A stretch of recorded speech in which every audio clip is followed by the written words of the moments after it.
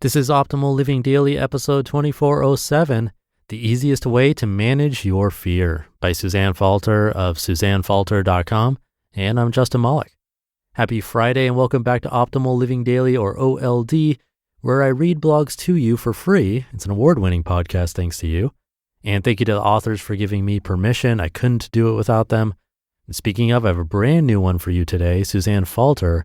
I'll tell you about her right after the reading, so for now, let's get right to it and continue optimizing your life.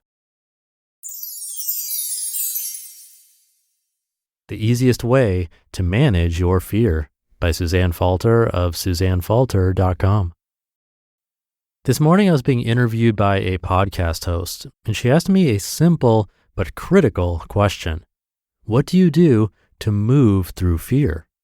I'm happy to say that, first of all, I had an answer. Secondly, the trick I shared is something anyone can do, and it works. But first, let's talk about our fear, because we all have it, right? I know I do, and what I found to be most effective, first of all, is to simply own it. By avoiding reality, we only perpetuate the problem. Our fear is pretty much the shark that is always lurking just offshore. Once you wade through anger, anxiety, frustration, depression, confusion, and dread, you find fear back there, driving all of it.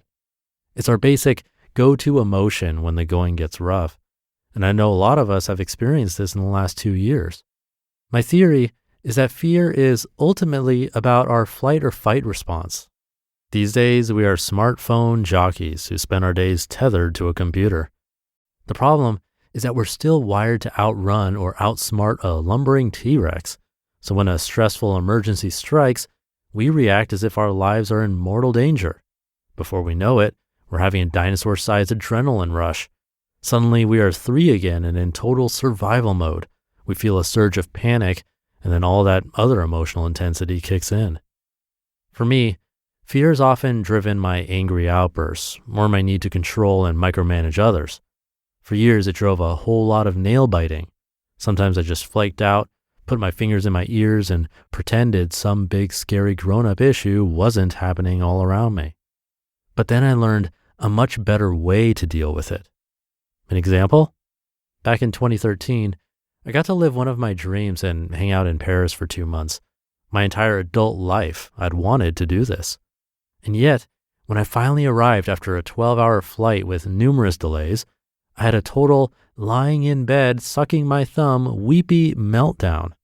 I could have made that retreat to infancy all about tough travel or my lost luggage, it eventually showed up, or the intense new stranger I found myself living with, courtesy of a mutual friend. But instead, I remembered what to do in case of emergency. I checked in. I went into my bedroom, closed the door, and lay down.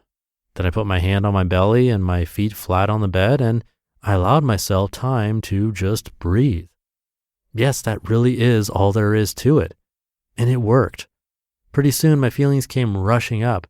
Anger, sadness, real grief, anxiety, followed by cold, bald fear.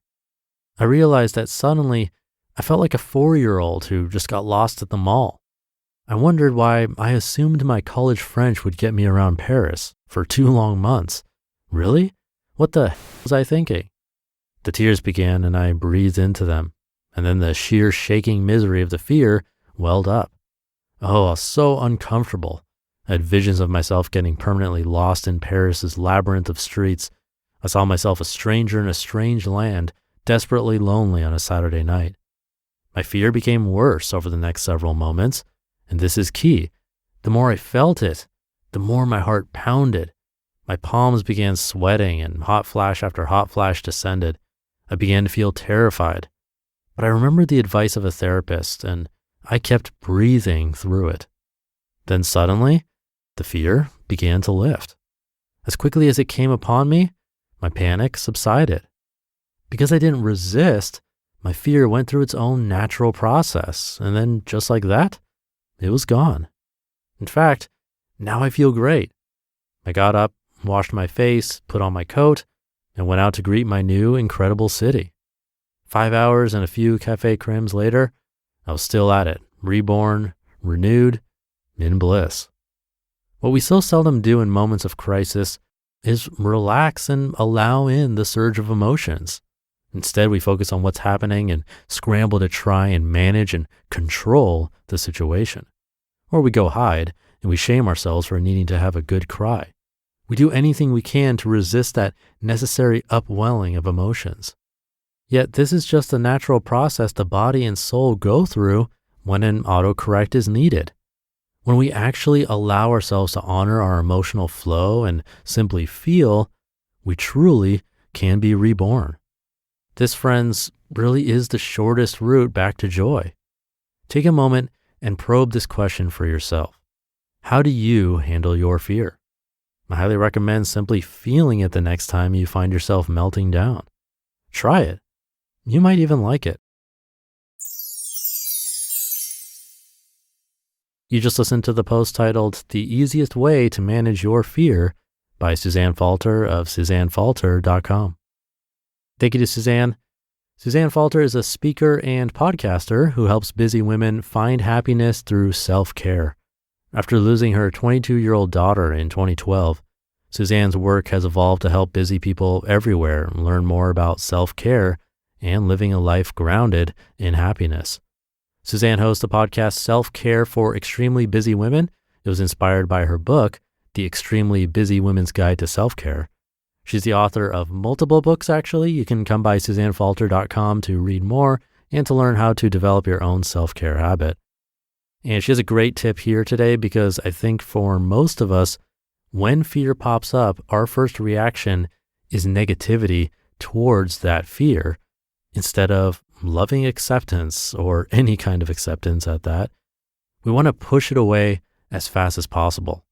And that pushing just seems to amplify it. And as we've heard on this show before, one of the first things that happens physically is our breath becomes fast and shallow. So if we can try to accept it, but also breathe deeply and slowly through it, we'll have a much better chance of it not running our lives. So something to try as that fear creeps up. Thank you for being here and listening every day. Have a great rest of your day, and I'll be back over the weekend where your optimal life awaits.